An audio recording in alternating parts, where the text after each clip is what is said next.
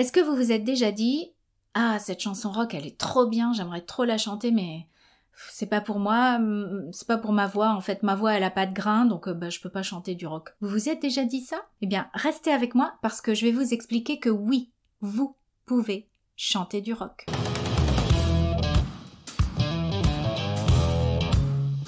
Avant que je ne commence, si ce n'est déjà fait, pensez à vous abonner sous la vidéo en cliquant sur le bouton s'abonner et puis en activant la petite cloche pour recevoir une notification la prochaine fois que je publierai une vidéo. Allez, on passe tout de suite au cœur du sujet. Donc, vous vous êtes dit, cette chanson rock, elle n'est pas pour moi, je ne peux pas la chanter, j'ai une petite voix, j'ai une voix qui n'a pas de grain, donc je vais rester à chanter des ballades, des chansons françaises, pop, pourquoi vous limitez, hein? C'est pas parce que vous avez une voix qui n'a pas de grain, qui n'est pas rock, que vous ne devez pas chanter du rock. Qu'est-ce que c'est que cette histoire?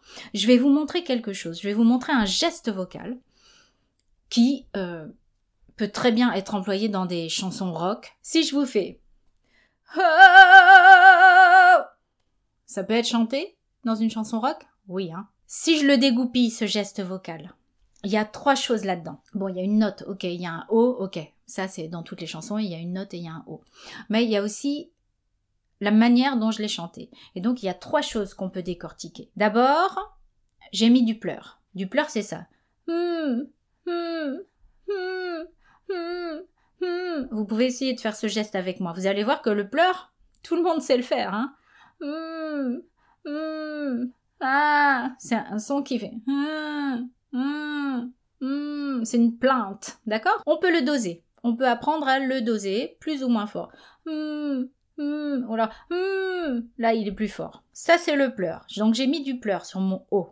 Ensuite, qu'est-ce que j'ai fait? J'ai mis du twang. C'est ce qu'on appelle du twang. On peut l'appeler squillo si on utilise le vrai terme classique de musique classique. Donc, squillo.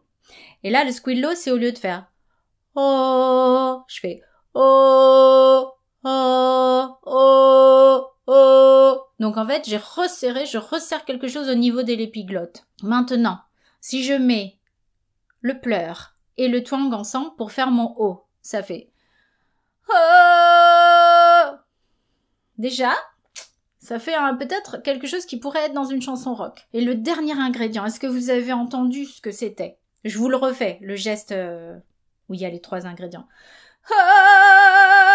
Bah oui, c'est du vibrato, j'ai mis du vibrato. Donc, le pleur, plus le twang, plus le vibrato, ça donne ce son-là qui peut très bien coller en fait à une chanson rock. Si je prends Mama de Queen, Mama, ouh. Et en plus, dans Mama, j'aurais même pu la faire droite sans le vibrato. Hein. Mama, ouh. Au lieu de faire Mama. Là, le son, il est pas du tout en twang. Il n'y a pas de pleurs. Mama. Donc, effectivement, ça fait pas une version rock. Ça, c'est si vous voulez chanter la chanson rock que vous aimez avec un style rock. Vous pouvez aussi chanter cette chanson rock en l'adaptant, en faisant une version folk, une cover acoustique, où vous n'allez pas forcément mettre du twang, ou mettre je dis twang, mais c'est twang, ou mettre beaucoup de vibrato, ou mettre beaucoup de pleurs, quoique, à un moment, il faut quand même rendre la chose expressive, et donc selon les paroles, vous allez forcément mettre un petit peu de pleurs à un moment ou l'autre, sinon ça va être une suite de notes qui va être très juste, mais il n'y aura aucune émotion. Donc vous voyez que ça, vous pouvez l'apprendre. Si moi je peux le faire, j'ai pas une voix qui a du grain, j'ai pas une voix raspy avec comme ça. Même si je peux faire des attaques en vocal fry et que je peux utiliser si j'ai envie, mais parce que j'ai appris en fait à faire tous ces placements, à les mettre ensemble, à les combiner en fait et à les doser aussi. Donc vous aussi vous pouvez faire ça, vous pouvez apprendre ça. Il faut apprendre ça, on va dire de la bonne manière, expérimenter le geste avec et sans l'effet par exemple, et puis le répéter au bon endroit dans la chanson, prendre le temps, surtout prendre le temps dans une phrase de répéter à tel endroit tel effet, tel placement, avant de chanter toute la chanson entière. Je sais que vous avez envie de chanter vite, d'y arriver vite et de vous amuser à chanter toute la chanson en entier. Mais si vous voulez vraiment travailler votre voix, il va falloir prendre le temps de vraiment travailler des petites parties, de faire des exercices pour les gestes, pour que ça devienne automatique. Et puis après, vous allez l'essayer sur une phrase entière. Et puis après, vous allez essayer avec la phrase d'avant et la phrase qui suit.